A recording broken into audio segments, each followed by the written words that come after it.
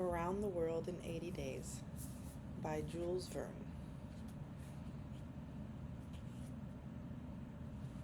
Chapter 1, in which Phileas Fogg and Passepartout agree to become master and servant.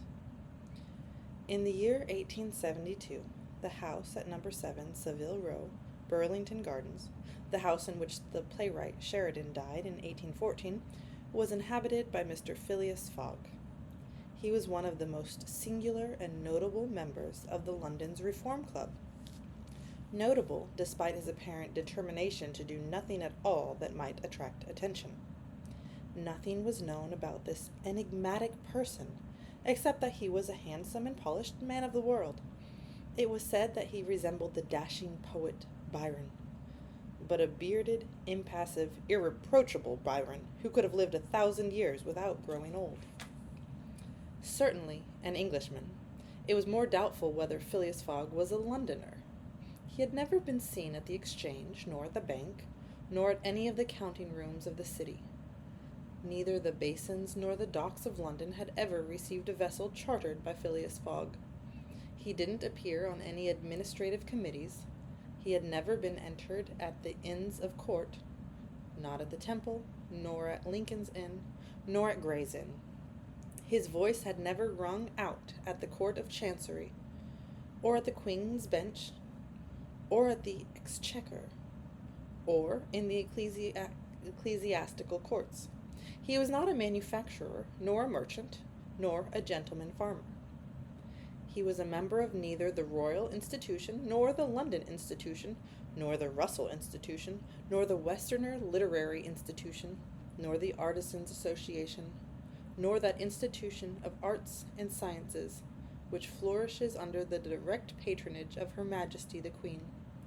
He belonged, in fact, to none of the numerous societies that swarm the English capital, from the Harmonica Society to the Society of Entomologists, founded with the principal aim of destroying pernicious insects.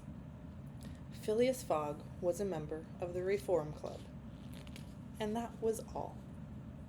Some, indeed, might wonder how so mysterious a gentleman should have joined that exclusive association.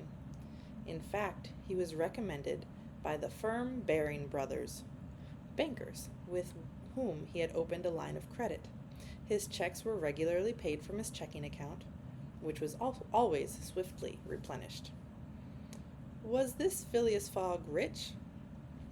Undoubtedly, but the manner in which he had come by his fortune was unknown, even to the best informed, and Mr. Fogg was the last person to whom one might apply for information. In any case, he was neither lavish nor miserly, and whenever support was needed for a noble, useful, or benevolent cause, he supplied it quietly and sometimes anonymously. He was, in short, the least communicative of men. He spoke as little as possible, and his silence made him appear even more mysterious. His daily habits were quite open to observation, but everything he did was so mathematically regular and repetitive that it only seemed to deepen the mystery surrounding him. Had he traveled? It was likely, for no one seemed to know the world better than he. He appeared to be personally acquainted with every corner of the globe, however distant. Sometimes, with a few words, he corrected the 1,000 conjectures circulating in the club with regard to lost or missing explorers. He pointed out the true probabilities, and so often did events confirm his predictions that he seemed gifted with a sort of second sight. He must have traveled everywhere, at least in spirit. It was, in any case, certain that, for many years, Phileas Fogg hadn't stirred from London. Those privileged to know him slightly better than others declared that nobody had ever seen him anywhere else. His only pastimes were reading the newspapers and playing whist. He often won at this card game, which, as it was played in silence, suited his nature. However, his winnings never entered his accounts, and he used them instead to swell his charitable donations. What is more, Mr. Fogg evidently played not to win, but for the sake of playing. The game was in his eyes a struggle against an obstacle, but emotionless, unwearying struggle that spoke to his character. Phileas Fogg, it seemed, had neither wife nor child. This might be true of even the most honest gentleman, but it is equally true that Mr. Fogg had neither family nor friends, which is, admittedly, more unusual.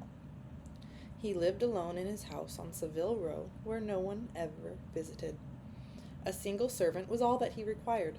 He lunched and dined at the club at hours mathematically fixed, in the same room, at the same table, without inviting any guests or speaking to his fellow members. He returned home precisely at midnight, only to retire at once to bed. He never made use of those comfortable rooms the Reform Club keeps for the convenience of its favored members. Of every 24 hours, he spent just 10 at his residence, either sleeping or readying himself for the day ahead. When he chose to take a walk, it was, with a regular step, on the mosaic flooring of the club's entrance hall, or in its circular gallery, where 20 Ionic columns of red porphyry supported a dome of clear blue glass. When he dined or lunched, the resources of the club, its kitchens, pantries, buttery, and dairy, crowded his table with their succulent stores. It was the club's waiters, solemnly dressed in black and wearing noiseless, soft-soled shoes, who served each course in special porcelain and on the finest linen tablecloth. It was the club's lost-mold crystal decanters that held his sherry, his port, or his claret spiced with vanilla and cinnamon. And finally, it was the club's ice transported at great cost from the American lakes, that kept his drinks at a suitably refreshing temperature. If to live in this manner is to be an eccentric, one must admit that eccentricity has its advantages. The house on Savile Row, without being sumptuous, was extremely comfortable. The unvarying habits of his occupant made light work for the single servant. Nevertheless, Phileas Fogg demanded of the servant a regularity and promptness that was altogether extraordinary.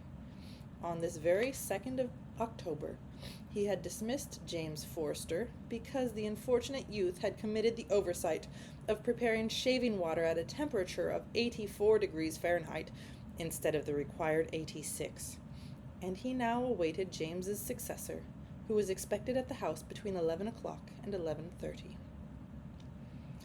Phileas Fogg sat squarely in his armchair, his feet close together like those of a soldier on parade, his hands placed on his knees, his body straight and his head erect, and he watched the slowly moving hands of a complicated clock.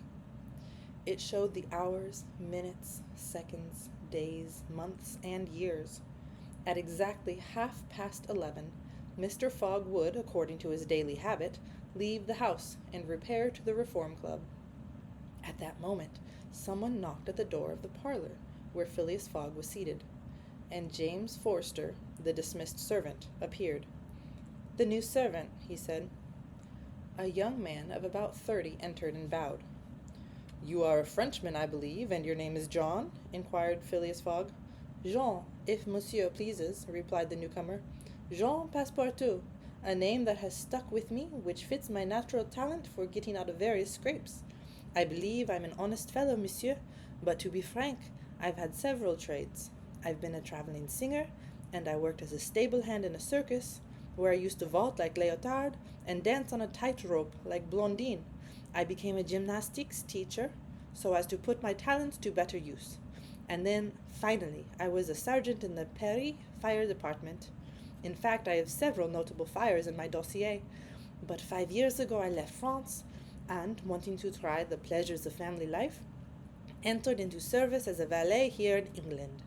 Now, finding myself between jobs and hearing that Monsieur Phileas Fogg was the most exact and sedentary man in the United Kingdom, I have come to Monsieur in hopes of living with him a tranquil life, and forgetting even the name of Passepartout."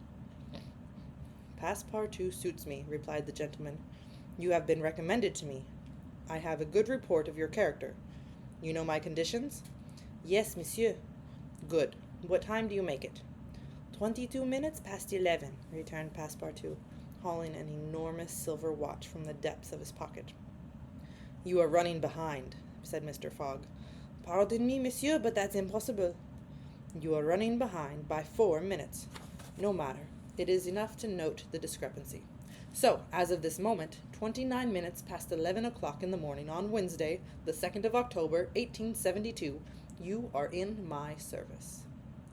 With this, Phileas Fogg stood up, took his hat in his left hand, and placed it on his head with the regular motion of an automaton, and went off without a word.